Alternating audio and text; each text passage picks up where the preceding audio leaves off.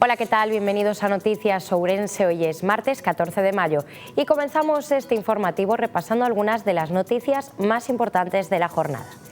El PSOE critica que el alcalde cierre el edificio del Centro de Información a Muller de la Rúa Ensino. Por otra parte, las mediciones de ruido en Ourense la colocan como una de las ciudades con un nivel más alto. Y tampoco las mediciones de la calidad del aire arrojan datos positivos, ya que la sitúan a la cola de la comunidad. Comenzamos.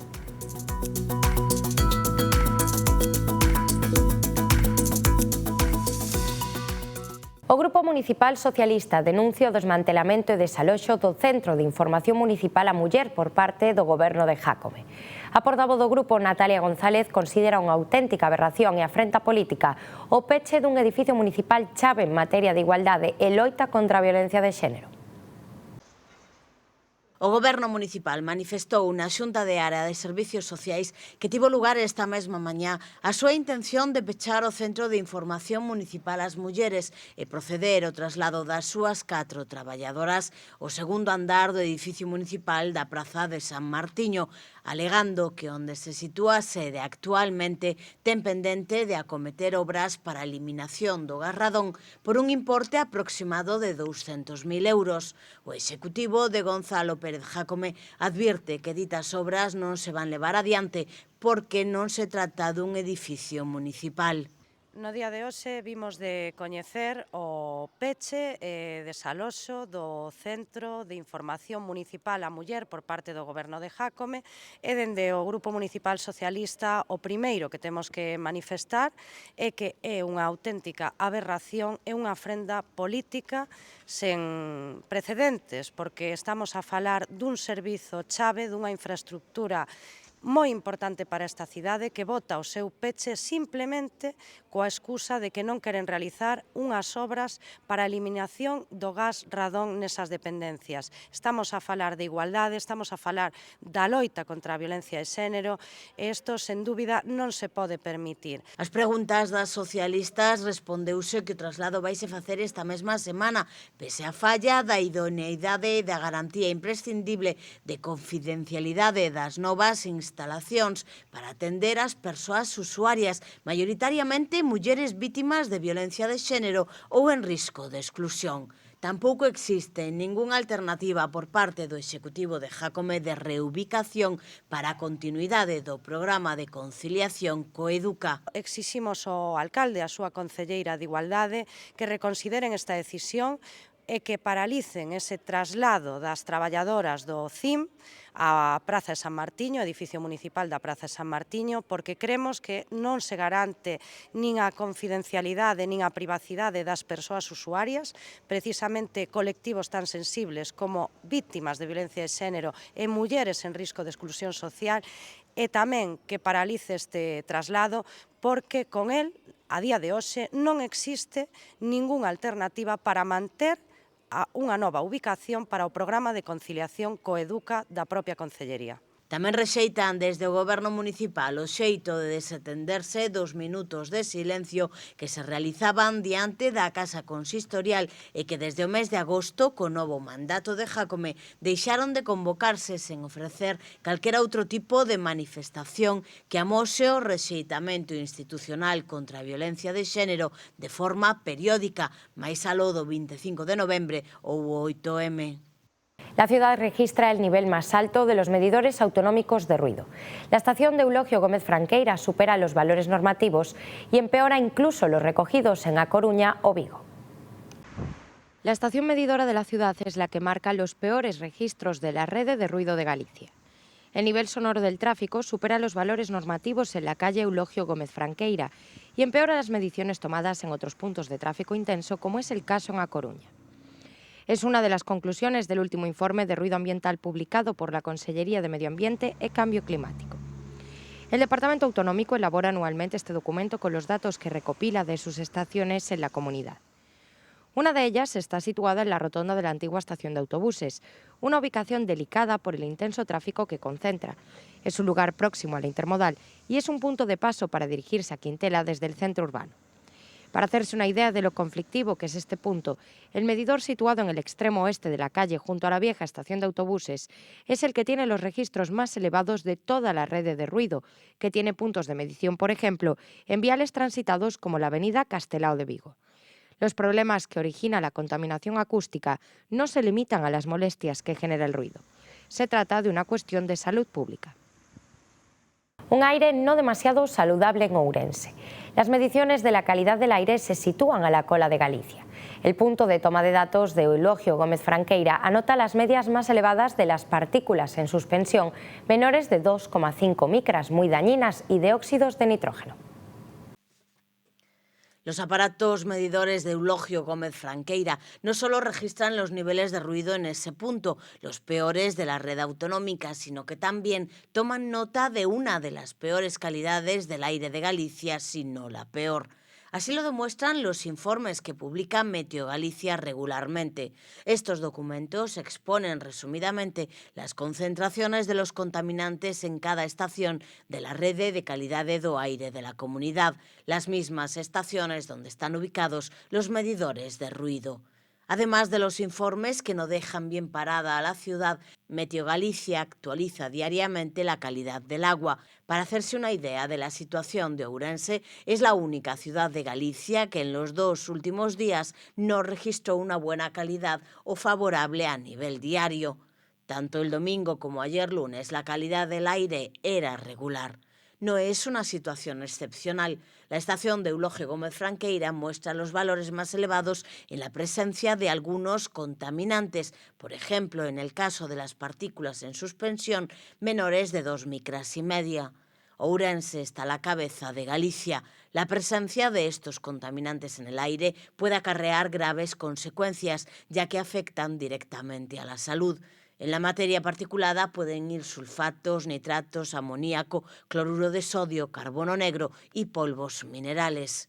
La calidad del aire sigue estando en el vagón de cola de Galicia ante la inacción del gobierno municipal. Todavía se desconoce cuándo se aprobará la zona de bajas emisiones, un espacio por el que se restringe el tráfico de los vehículos más antiguos y contaminantes. De momento, solo se ha sacado a concurso el proyecto, mientras que otras ciudades ya han implementado esta figura descrita por la Ley de Cambio Climático y Transición Energética. El Concello de Ourense plantea eliminar la hora en precario y deficitaria. Los grupos estudiarán la viabilidad de la propuesta del Gobierno local, que complicaría la movilidad. Tras varios anuncios en este mandato y el anterior, el alcalde de Ourense, Gonzalo Pérez Jácome, vuelve a insistir en su intención de suprimir el servicio de hora, también conocida como línea azul. El regidor propuso ayer esta supresión en una junta de portavoces en la que comunicó a Partido Popular, PSOE y BNG que el gobierno municipal estudia suprimir este pago por aparcar en el centro y les pidió conocer si los grupos facilitarían con su voto en el Pleno esta eliminación de la hora.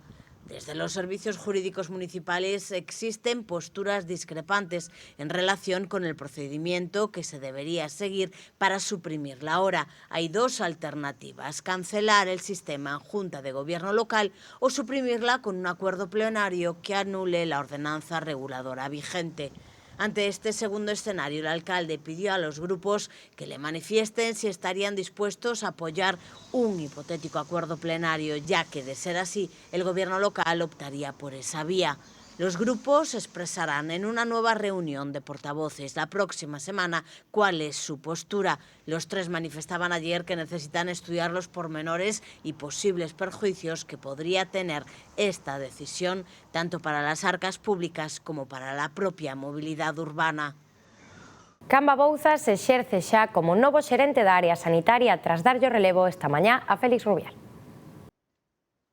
Presentación esta mañá do novo xerente da área sanitaria de Ourense, Verín e o Barco de Valdeorras, Santiago Camba, un acto que contou coa presenza do conselleiro de Sanidade, Antonio Gómez Camaño. Al final, nuestro fin último es atender a una ciudadanía con unas características muy distintas, posiblemente a otras poblaciones o otras provincias de Galicia, donde tenemos una dispersión importante donde tenemos un envejecimiento grande de población, donde tenemos un problema sociosanitario grande. Na presentación abogouse por unha sanidade pública baseada na interacción real entre a atención primaria e a atención hospitalaria, a desburocratización do traballo dos médicos e o diálogo como mellor ferramenta. No acto tamén estivo o anterior xerente Félix Rubial, cuxa etapa estivo marcada pola pandemia e que agradeceu o compromiso de todo o equipo. 5 anos de traballo na procura de proporcionarvos as mellores condicións posibles para que poidesedes exercer o voso imprescindible labor coa nosa poboación. 5 anos nos que me mimeticei e fixen miña esta cidade e esta provincia tamén, que tanto me deu e a que levarei dentro sempre. Síntome feliz e agradecido por poderche facer entrega, Santi, deste relevo á fronte da sanidade pública ourensá. Ourense acogerá la 6ª edición del Congreso Internacional Aeronáutico y Espacial los días 13 y 14 de junio.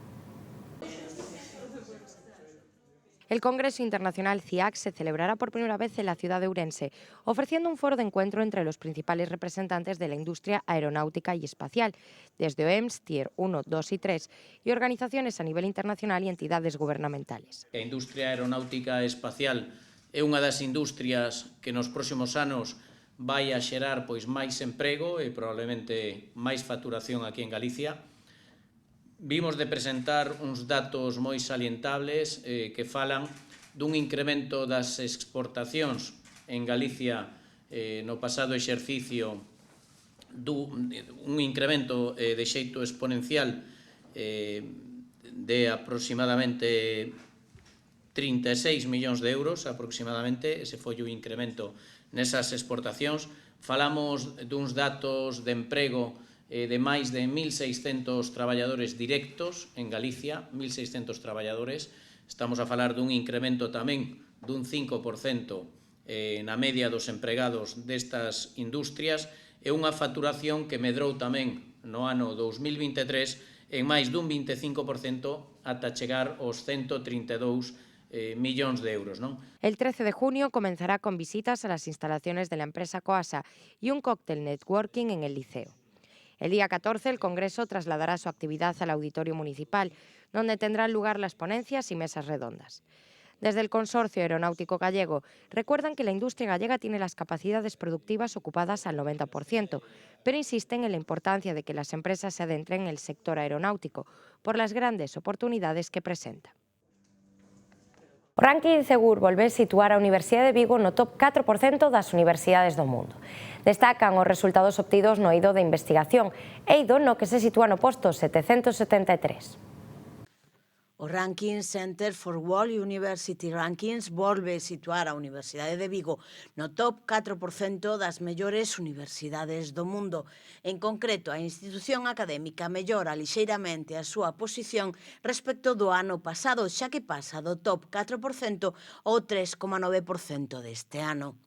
A edición 2024 da Lista Global 2000, que avalía 20.966 universidades de todo o mundo en relación a 4 eidos fundamentais: educación, empregabilidade, docencia e investigación.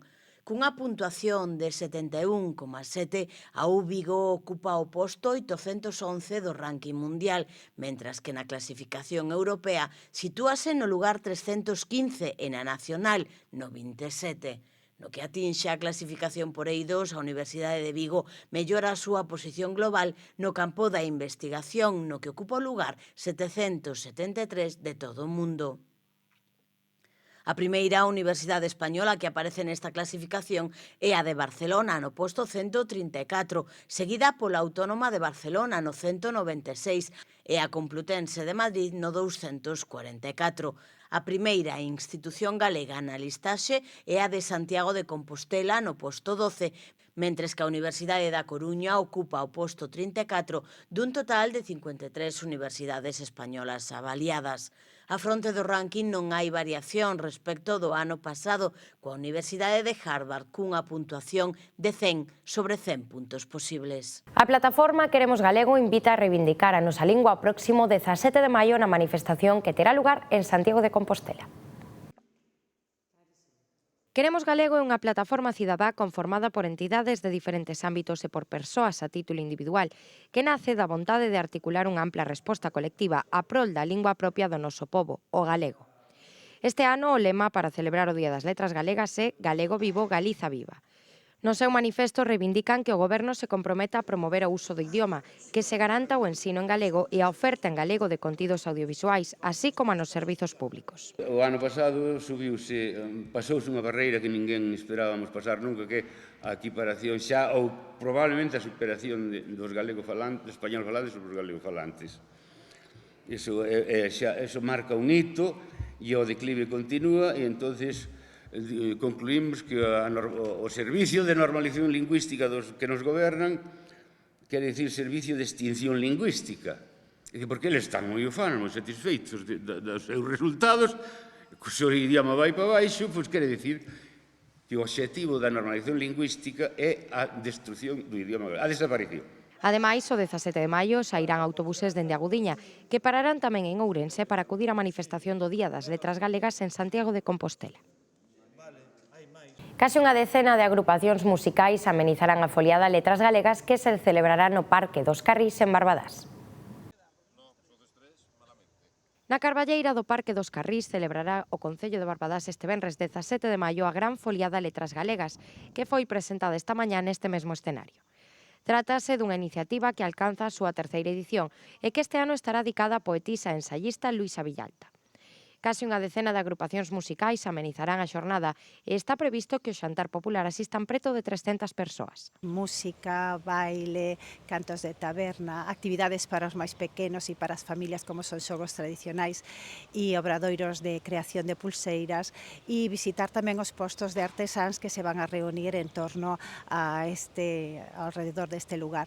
A foliada Letras Galegas contará coas actuacións da charanga feminina Bicoia, a banda cultural de Barbadás integrada polo alumnado da Escola Municipal de Música e de grupos como Lambisqueiras, Zoadeira e Cuncas de Son, con cantos e música tradicional. É unha festa interxeneracional na que conviviremos avós, pais, netos, disfrutando sobre todo da gastronomía, da música feita por veciños do noso concello, veciños e veciñas do noso concello que forman parte de agrupacións culturais. É unha posta en valor da cultura galega, pero na súa máxima amplitude. Por un lado, representamos o feito de que se celebra o Día das Letras Galegas, neste caso potenciando a figura de Luisa Villalta, pero por outro lado é a típica romería galega na que misturamos a esencia e o ser de Galicia. A folia de Letras Galegas rematará coa actuación da charanga BBB e unha gran queimada a partir das 6:30 da tarde. La Virgen de Fátima desbordó la devoción en Ourense. La procesión, uno de los eventos más multitudinarios de la ciudad, volvió a reunir a miles de ourensanos recorriendo las calles de la ciudad, unidos bajo un mismo sentimiento, la fe y la devoción por la Virgen. La ciudad vivió este lunes una de las citas anuales marcadas en rojo en el calendario, la que cada 13 de mayo llena las calles de devotos de la Virgen de Fátima. La procesión realizó su tradicional recorrido desde el templo de Ocouto hasta la Catedral de San Martiño. A pesar de la gran cantidad de lluvia caída a lo largo de la jornada, el agua daba una tregua y la procesión pudo transcurrir con normalidad. Miles de personas colapsaban las calles unidas por el mismo sentimiento, la devoción por la Virgen. Desde última hora de la tarde, la iglesia acogió a los más madrugadores que querían ver el paso con la imagen antes. A las puertas del templo, los fieles podían acercarse a los puestos que vendían velas para el camino. La cita estaba fijada como marca la tradición para las 11 menos cuarto. Los estandartes fueron los primeros en salir del templo, rodeados por decenas de vecinos y seguidos por la Virgen. Frente a la imagen, marcando el paso, 3 pequeños representaban a los 3 pastores, Jacinta, Lucía y Francisco, que afirmaron ver a la Virgen en Cova de Iría en 1917. También el obispo de Ourense, Monseñor Leonardo Lemos, acompañó el paso de Fátima, una imagen que fue tallada en su momento por el escultor portugués José Ferreira Tedim.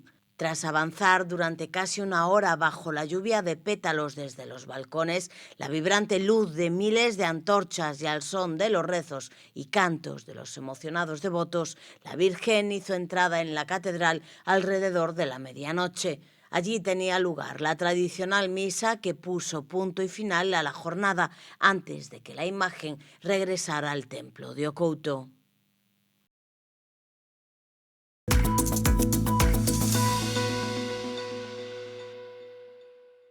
Pues esto ha sido todo por hoy. Muchas gracias por acompañarnos. Que pasen una buena noche. Nosotros nos vemos mañana a la misma hora. Adiós.